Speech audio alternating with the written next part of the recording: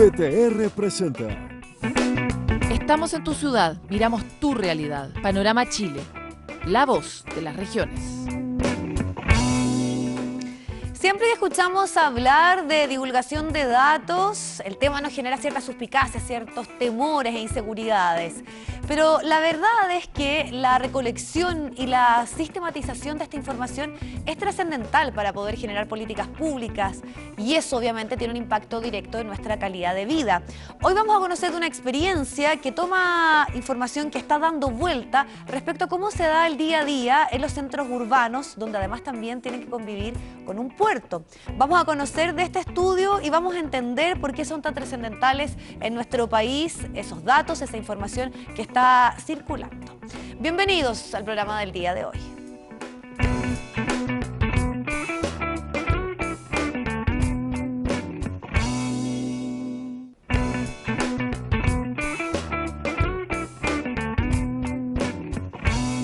Les queremos contar que en Magallanes ya está operativo un centro de estudios e investigación de lo más moderno en Latinoamérica y que tiene además como objetivo primario el estudio de las enfermedades del envejecimiento. Un recinto que podría ser fundamental para una población chilena que cada día es mucho más longeva. La ciencia del futuro concebida desde el extremo sur del mundo.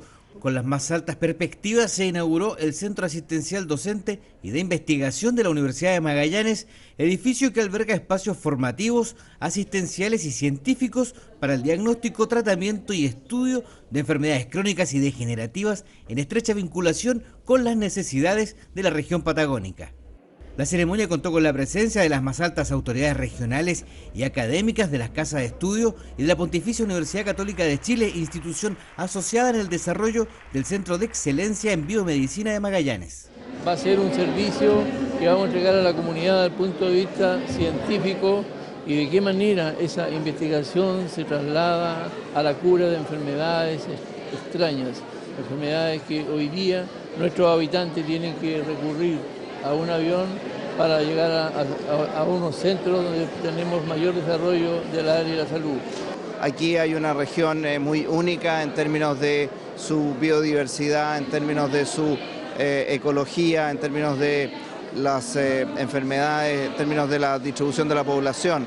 Todo eso hace que la Universidad Católica haya creído muy importante trabajar en conjunto con la Universidad de Magallanes, poder realizar docencia, investigación de posgrado, poder realizar proyectos en conjunto. Para el intendente de Magallanes, José Fernández, el CADE UMAC es una demostración que tecnología e innovación pueden permitir a Chile estar en la frontera de la ciencia. Por lo tanto, creo que las expectativas que tenemos como comunidad en lo que se está inaugurando hoy día son muy grandes y le deseamos todo el mayor de los éxitos tanto a la Universidad de Magallanes con su centro docente como a la unión que tienen con la Universidad Católica en el Centro de Investigación de Biomolecular. Nosotros creo que va a abrir un campo muy importante para Magallanes y potenciarlo en lugar de la ciencia. Estudio e investigación sobre la biología del envejecimiento o la genómica del cáncer son algunos de los temas que se abordarán en el moderno laboratorio de medicina molecular. Hemos trabajado mucho en la puesta a punto de equipamientos y ahora un poquito poner a punto todos los equipamientos dentro del laboratorio para poder realizar experimentos de biología celular y los otros es trasladarlo, porque en realidad otro tipo de experimentos ya se estaban haciendo en la Universidad de Magallanes, aunque ahora con equipamiento mucho mejor. Por ejemplo, cuantificar amplificación de ácidos nucleicos con el equipamiento de la PCR cuantitativa o los citómetros, el equipamiento de citometría de flujo que nos va a servir para hacer análisis celulares. El CADE además tendrá la misión de continuar con la formación de profesionales del área de la salud y atención de pacientes. Tenemos todo lo que está asociado a los temas de lenguaje que van a potenciar muchas cosas relacionadas con los pacientes que tienen algún nivel de daño neurológico, por ejemplo. Y así también tenemos los temas de nutrición, que sabemos que es un problema relevante en nuestra región, asociado a pautas específicas, también que tienen que ver con los trastornos, esta selectividad de la alimentación para los niños que tienen trastornos del espectro autista. La experiencia del Centro de Envejecimiento y Regeneración de la Universidad Católica comenzará a aplicarse en los laboratorios equipados con instrumentos de alto nivel, con los que los científicos del CEVIMA podrán valerse de compuestos naturales presentes en la región como algas y plantas para el tratamiento de enfermedades asociadas al envejecimiento como el cáncer, la diabetes o el Alzheimer. Teníamos identificado que en la luga, esta alga, luga roja, hay compuestos que son de tipo antidiabético, que son muy interesantes de ese respecto. Está también un compuesto que se llama la Upersia, que lo ha trabajado mucho el ex rector Fajardo con su gente, que es parecido a un compuesto que hay en la Upersia serrata. Él lo hace de la Upersia fueguina, que la saca de ahí del glaciar Tyndall. Y tiene muy bien caracterizada la parte química y queremos caracterizar la parte biológica con los distintos animales, porque sabemos que es un neuroprotector, o sea, protege a las neuronas de distintas enfermedades, Parkinson, Alzheimer, eventualmente, y también tiene inhibidores de una enzima que se llama acetilcolinesterasa, que también es como el blanco preferido para tratar cosas como Alzheimer. Posicionado en el polo sanitario de Punta Arenas, el CADI UMAC es un edificio de 6.542 metros cuadrados con una inversión de más de 19.500 millones de pesos del Fondo Nacional de Desarrollo Regional, siendo el proyecto más ambicioso del Plan de Desarrollo de Zonas Extremas, donde la educación, la ciencia y la investigación cobrarán el sentido más amplio de la misión de la universidad pública en directa relación con su comunidad. Bueno, y ahora conocemos de un grupo de emprendedores científicos que crearon cápsulas hechas de residuos de biomasa que prometen alargar la vida útil de las carreteras en nuestro país. Este grupo de jóvenes investigadores, además, que son parte de la Universidad del Biobío, son los creadores de esta iniciativa que es pionera en el asfalto autorreparable. Usando productos sustentables y biodegradables, investigadores del Laboratorio de Materiales de la Universidad del Biobío producen cápsulas que pueden alargar en un 30% la vida útil de pavimentos asfálticos. Estamos tomando una solución que ya existe en la naturaleza, por eso siempre hemos dicho que nuestro desarrollo son soluciones bioinspiradas. Esto ya existe en la naturaleza, existe en nuestro organismo. Nosotros ya tenemos la función inteligente de reparar nuestras propias heridas o de que un árbol repare un daño por la liberación de su propia resina. Ese proceso es el que nosotros estamos imitando en este proyecto. Baches, grietas, hoyos o eventos son parte del paisaje cotidiano de calles y carreteras. En su laboratorio, el doctor José Norambuena, académico del Departamento de Ingeniería Civil y Ambiental, tiene la solución para terminar con este problema. Se trata de una iniciativa pionera en nuestro país que lleva por nombre asfalto autorreparable por la acción de cápsulas biopoliméricas. Cuando estas cápsulas son incorporadas en el interior del asfalto, una vez que estas cápsulas están en la carretera y el tráfico pasa por encima de ellos, se generan microgrietas en su interior. Una vez que la microgrieta entra en contacto con la cápsula reacciona frente a la grieta por tensión en su superficie, libera el contenido, que es este rejuvenecedor. Ese rejuvenecedor suaviza el cemento asfáltico que está en su contorno y comienza a fluir por el interior de la grieta. Las cápsulas están hechas a base de biopolímeros procedentes de la biomasa lingocelulósica, como la lignina de pino y biopolímeros sintetizados de algas. También contienen aceites vegetales y de uso comestible que, tras ser usados, en vez de terminar en la basura, son reciclados, contribuyendo a la economía circular. Nosotros estamos otorgando una solución inteligente, un material inerte, en primer lugar, y en segundo estamos alargando la vida útil. Por tanto, lo que estamos haciendo es que se utilicen menos materiales y estamos contribuyendo 100% a todo lo que tiene que ver con extender la vida de un material y reducir principalmente las emisiones que se generan por la fabricación de ese material. En Chile, los pavimentos hechos de asfalto representan el 80% de la red vial, por lo que esta iniciativa contribuirá a mitigar el desgaste de las carreteras. Pues nuestras expectativas son finalmente hacer la transferencia al aparato productivo, en particular al Ministerio de Obras Públicas. Entendemos que son ellos quienes tienen hoy día la mayor demanda para justamente darle mayores propiedades al sistema de transporte, de tal forma de hacer un mejor uso de los recursos. Es muy novedosa, ¿ya? Y muy atractiva, ya que involucra varios factores con el quehacer de vialidad. Uno, se disminuyen las intervenciones en los caminos, eso tiene consecuencias con el tránsito vehicular y el hecho de aumentar la vida útil del pavimento sin ninguna intervención. Actualmente el doctor Norambuena está centrado en perfeccionar los métodos y materiales de fabricación con el objetivo de obtener cápsulas 100% biodegradables y pronto demostrarán ante el mundo público y privado el resultado de este innovador sistema que tiene sello regional. Comenzamos la revisión de los diarios ciudadanos de la red Mi Voz. Por estos días se lleva a cabo en Arica el Seminario Regional de Ciencia y Tecnología, Resiliencia y Gestión de Desastres Naturales. Esto es impulsado por CONICYT y se reúnen ahí diversos expertos que debaten acerca de los fenómenos naturales como los terremotos, los tsunamis, los volcanes y cómo estar mejor preparados para poder enfrentarlos. A pesar de que la región no está dentro de las más sísmicas, sí está obviamente la posibilidad latente de que exista alguno de estos fenómenos y la idea es estar mejor preparados, pero además también enfrentar la crisis climática. Aquí se busca impulsar iniciativas, todo esto dentro del contexto de la COP25. ¿Usted quiere conocer más información? Lo invito al morrocotubo.cl para conocer más en detalle del tema. Vamos a seguir avanzando, conscientes del cuidado y de la optimización de nuestros recursos y del medio ambiente. Se lleva a cabo una nueva jornada de capacitación que tiene por nombre Gestores Energéticos. Esto se realiza en Copiapó por funcionarios estatales. Acá el objetivo es poder adquirir e implementar conocimientos que permitan un uso eficiente de la energía con el fin de poder reducir los gastos asociados a este concepto. Dentro de las cosas que se destacan están los contenidos de este programa que se han ido actualizando de modo tal que están al día también con las exigencias y los estándares en materia de eficiencia energética. Todos los detalles de esta y otras informaciones están en el quehaydecierto.cl.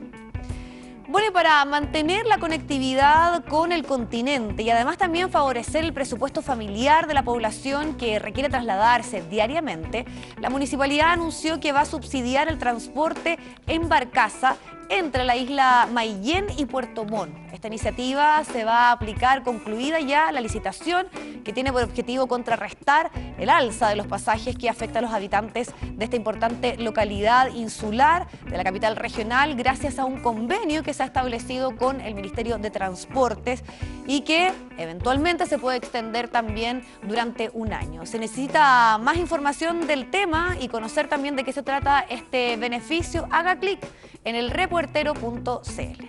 Vamos a la pausa, hacemos un alto, volvemos ya con más informaciones regionales.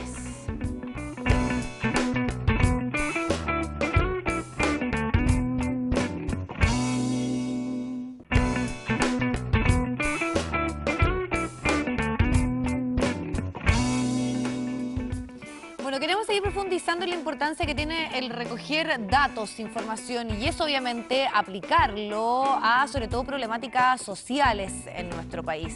Estamos con Sergio Toro, que es investigador del Instituto Milenio Fundamento de los Datos. ¿Qué tal? Muy bienvenido. Gracias por acompañarnos. Gracias.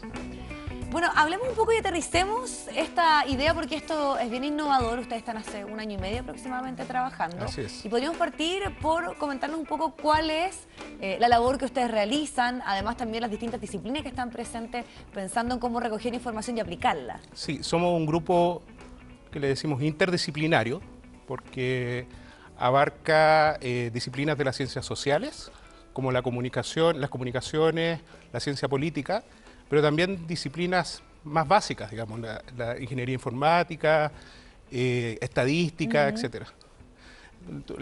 Y la razón de por qué nos reunimos es principalmente porque queremos entender una serie de fenómenos sociales que están ocurriendo respecto a el tema fundamental ahora, que es la hiperinformación, ¿no?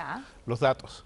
Y lo que hicimos fue dividirnos en 5 grandes grupos, que esos 5 grandes grupos ven desde temas súper técnicos como la inteligencia artificial, machine learning, etcétera, a temas mucho más sociales como cómo utilizamos los datos para entender problemas públicos y territoriales, ¿no?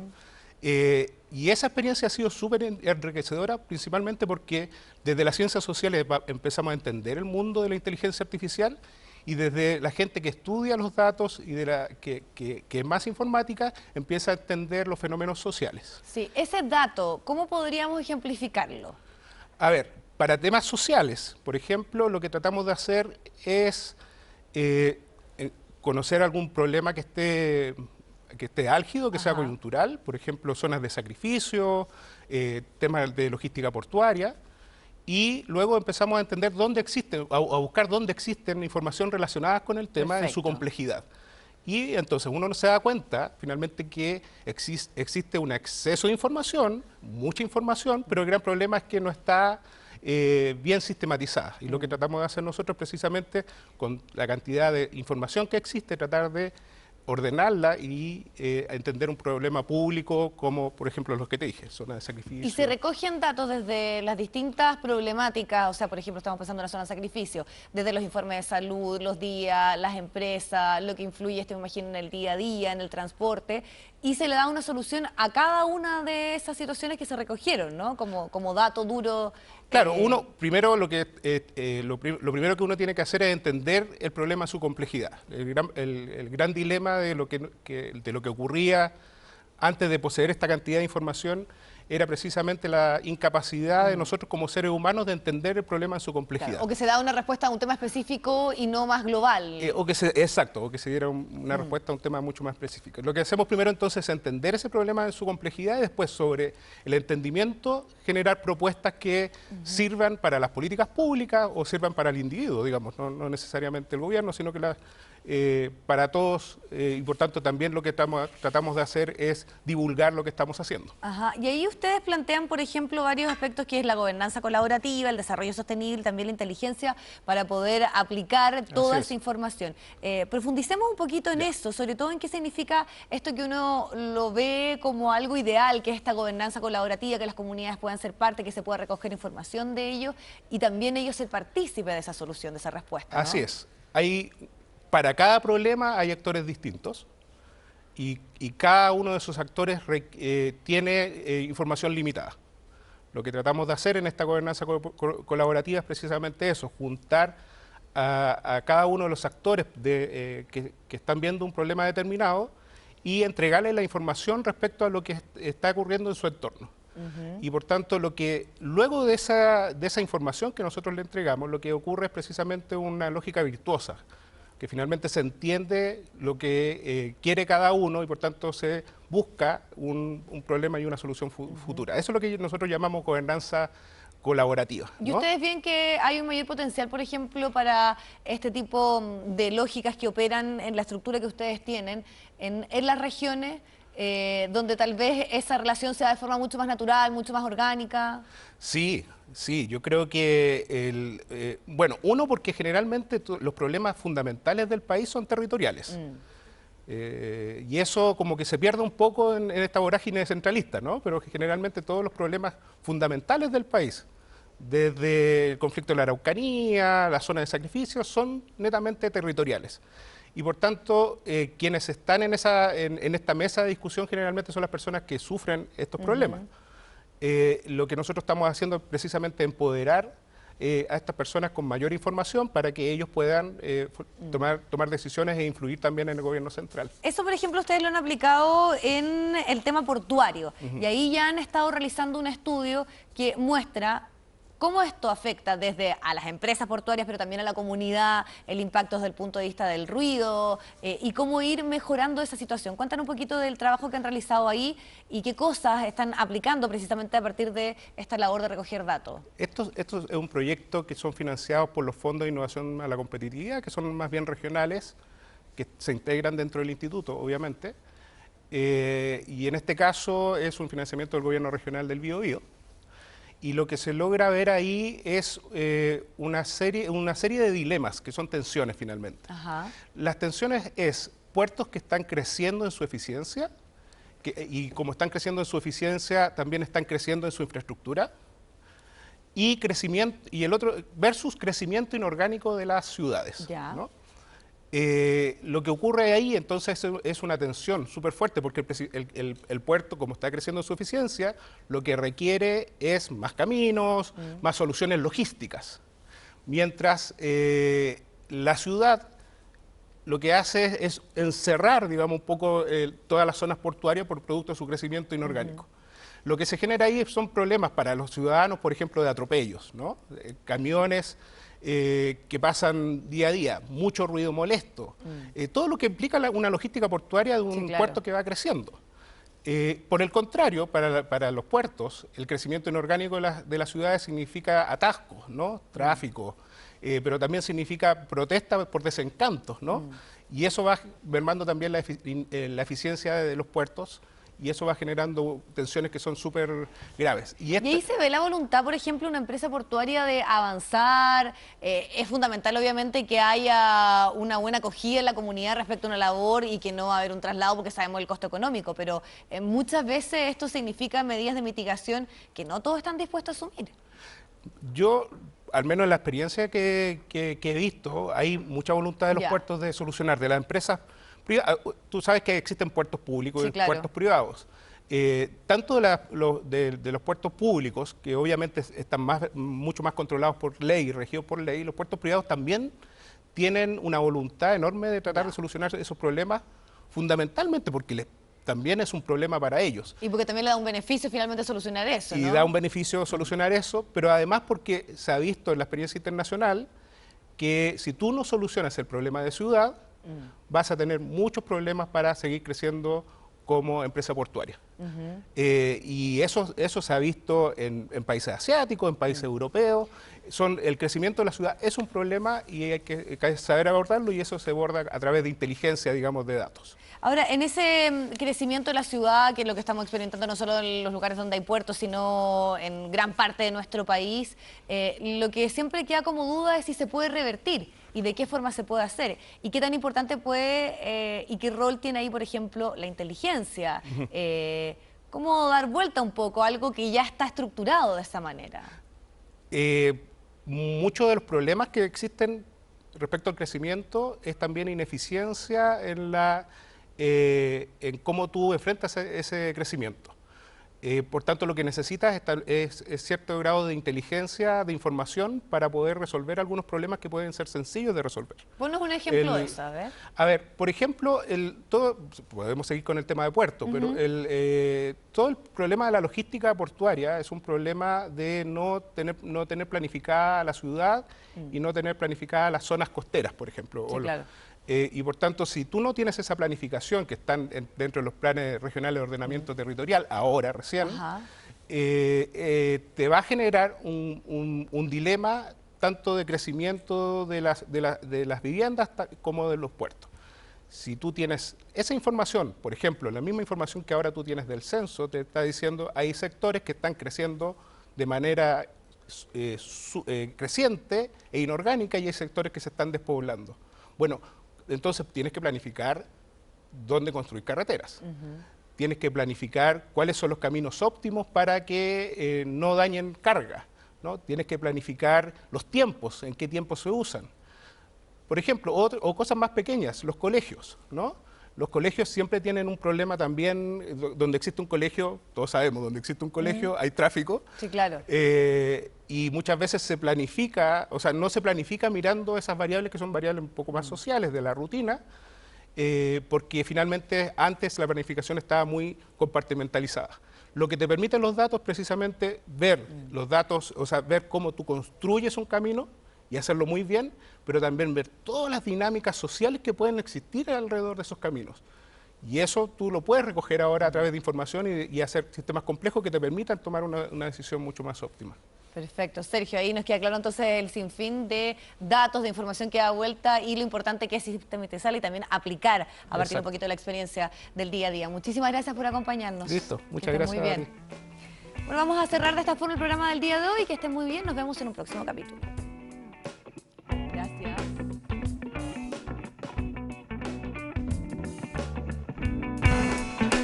BTR presentó. Estamos en tu ciudad, miramos tu realidad. Panorama Chile, la voz de las regiones.